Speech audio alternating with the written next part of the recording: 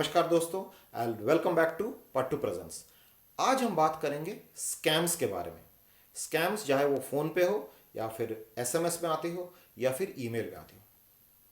ना लोगों को ये लगता होगा कि स्कैम्स जो है वो सिर्फ बुजुर्गों के साथ होता है, जिनको ज़्यादा मॉडर्न टेक्नोलॉजी या इंटरनेट के बारे में मालूम नहीं है, या तो फिर जो नए नए आ रहे हैं, बैंक अकाउंट नए खोल रहे हैं या इंटरनेट पे नए आ रहे हैं उनके साथ है। लेकिन ऐसी कोई बात नहीं है। जो लोग स्मार्टफोन पिछले 10 साल से इस्तेमाल कर रहे हैं या फिर आईटी कंपनी में पिछले 10 साल से काम कर रहे हैं, उनके साथ भी स्कैम्स होती है। स्कैम्स होने की दो वजह है, एक है लालच और दूसरी है भय।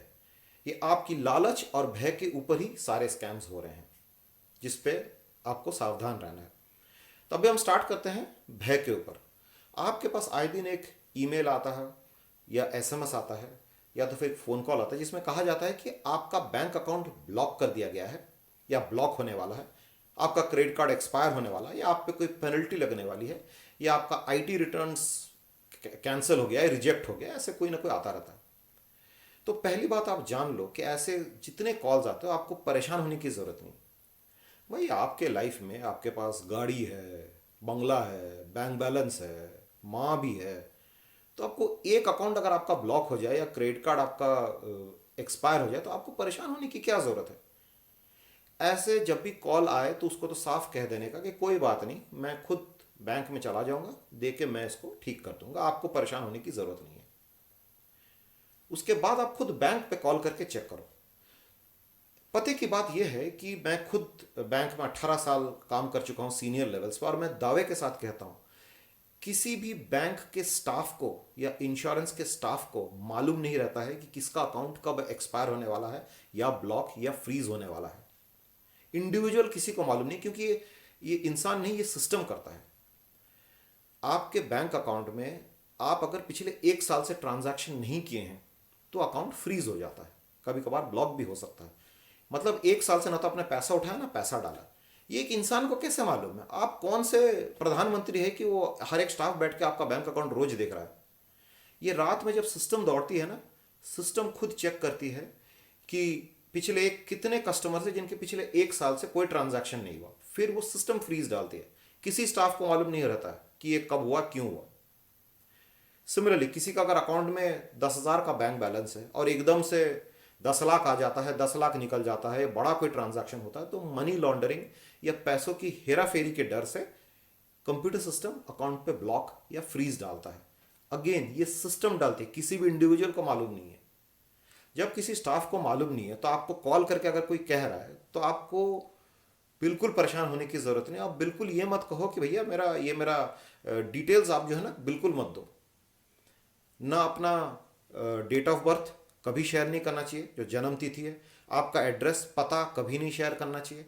आपका क्रेडिट कार्ड या बैंक अकाउंट का नंबर या उसके पीछे जो लिखा हुआ पिन, जिसको सीवीवी कहा जाता है, ये सब कभी शेयर नहीं करना चाहिए, चाहे कोई भी कॉल करे।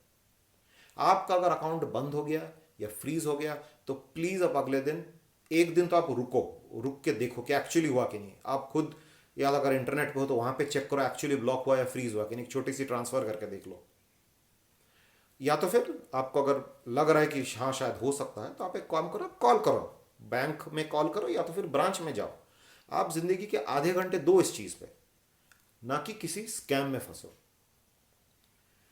यही सेम चीज़ अगर ईमेल में आती है तो ईमेल में तो भर भर के आती है, आए दिन आती है। अब खुद देखो, मेरे पास अभी, मैं बैठा था, मेरे पास अभी एक ईमेल आया है कि मेरा पेपैल अकाउंट रेस्ट्रिक्ट हो गया है। तो इसमें मैं कोई नहीं घबराया, क्योंकि अगर मेरा पेपैल रेस्ट्रिक्ट हो गया तो मेरे पास पे करने के लिए क्रेडिट कार्ड है या कुछ और जरिया है, मैं कैश पे कर दूँगा। मुझे पेपैल पे उतना भरोसा नहीं, किसी आदमी को एक मोड ऑफ पेमेंट पे उतना भरोसा नहीं रहता है ना। देखने के लिए कि ईमेल जेन्युइन है कि नहीं, ये सही है कि नहीं, मैं एक बार इसके ईमेल पे क्लिक किया। जैसे ही ईमेल पे क्लिक किया, क्या ये आपको लग रहा है कि पेपैल डिपार्टमेंट का ईमेल है कि इस डिपार्टमेंट पे आप ईमेल करोगे? ये एक जंक ईमेल है, ये एक फर्जी ईमेल है जिस पे जैसे ही मैं ईमेल करूंगा मैं फंस जाऊंगा।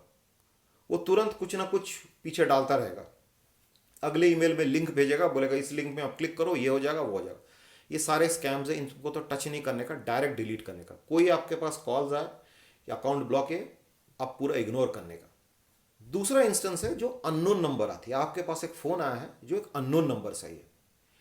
ये अननोन नंबर इंसान जब उठाता है ना, दो वजह से उठाता है। या तो उसको लगता है कि कोई जॉब अपॉर्चुनिटी आ रही है, एकदम बड़ी सी नौकरी आ रही है उसके लिए, या तो फिर कोई पुरानी गर्लफ्रेंड जो है उसे कॉल करी, ये दो चीज़ उनको लगता है। तो एक बात बता दो, ये ऑस्ट्रेलिया अमेरिका से कॉल आपके पास जॉब के लिए आएगा? अमरावती तो आप कभी गए नहीं हो और उम्मीद कर रहे हो अमेरिका से आपके पास कॉल आएगा?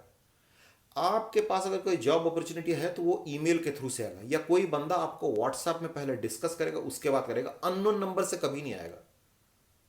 अच्छा, कुछ लोग अननोन नंबर के ऊपर एक नंबर आती है, वो अननोन ठीक नहीं होती, लेकिन उसके नीचे लिखा रहता है फ्रॉम कैमरून, फ्रॉम नाइजीरिया।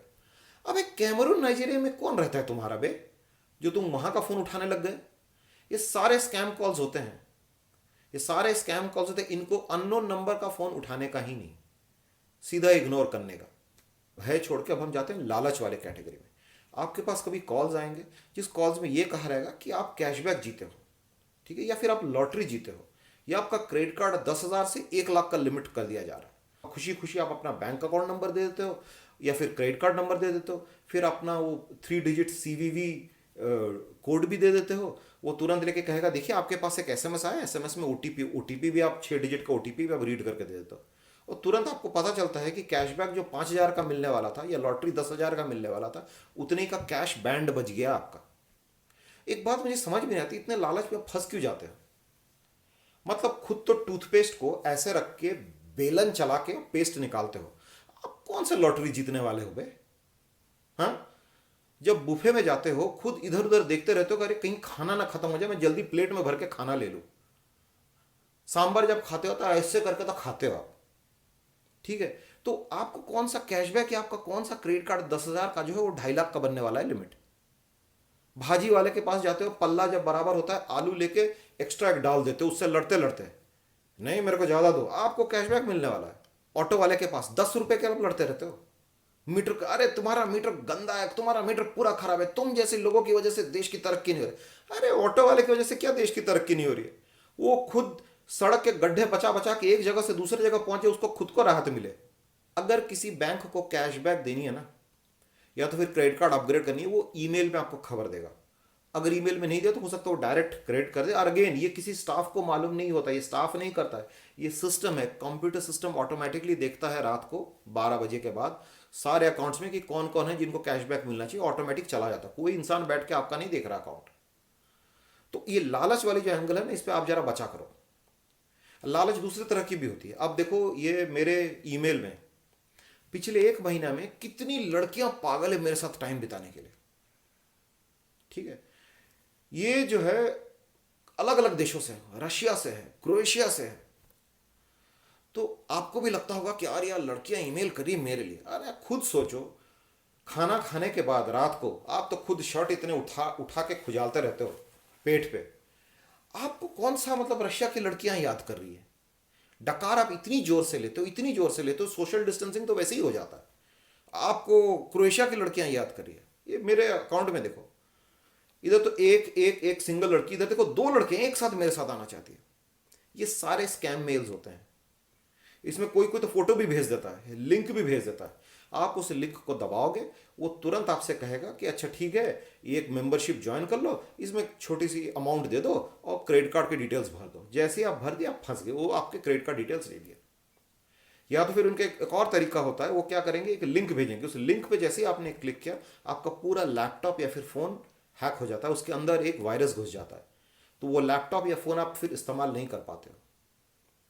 और फिर कुछ दिन बाद वो एक दूसरा मेल भेजेगा कि आपका लैपटॉप हमने हैक कर लिया है, तो आपको $1,000, जो कि करीब करीब 80,000 रुपये होता है, वो आप हमें पे करो, तो तब जाके हम आपका ये दूसरी वायरस देंगे जो इसको क्लीन करेगा।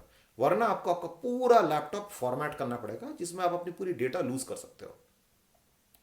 तो ये काफ़ी ज़रूरी चीज़ है कि ऐसे जब ईमेल है ना, ये सुंदरियां जो आपको ईमेल कर रही है ना, ये मतलब आपकी शक्ल की वजह से नहीं कर रही है, वो आपको लूटने के लिए कर रही है। तो इनको डायरेक्ट डिलीट करने का, ठीक है। एक लास्ट है स्कैम का जो है, वो होता है second hand buying and selling website में, जैसे कि ईबे, क्विकर, ऐसे वेबसाइट्स में जनरली आपको कोई एक सेलर मिलेगा जो कहेगा कि बहुत सस्ते में कुछ दे रहा है और कहेगा कि इतना अमाउंट ट्रांसफर करो, तो देखिए फिर वो बंदा गायब हो जाता है। तो इसमें 2-3 चीज़ देखने वाली बात है। एक तो जो भी सेलर है, आप देखो सेलर की रेटिंग्स क्या है, कितने लोगों ने फीडबैक दिया है कि अच्छा है कि नहीं। मिनिमम 100 लोग अगर फीडबैक नहीं देता तो उस सेलर से आपको डील नहीं करना चाहिए। दूसरी बात, उस सेलर को व्हाट्सएप में लो, व्हाट्सएप में सेलर से बातचीत करो, वीडियो लो, वो जो प्रोडक्ट बेच रहा है उसका प्रोडक्ट का पूरा, ठीक है, उस बंदे से उसका पैन कार्ड मांगो, पैन कार्ड का एक कॉपी रख लो अपने पास, उसके बाद आप ट्रांजैक्शन करो।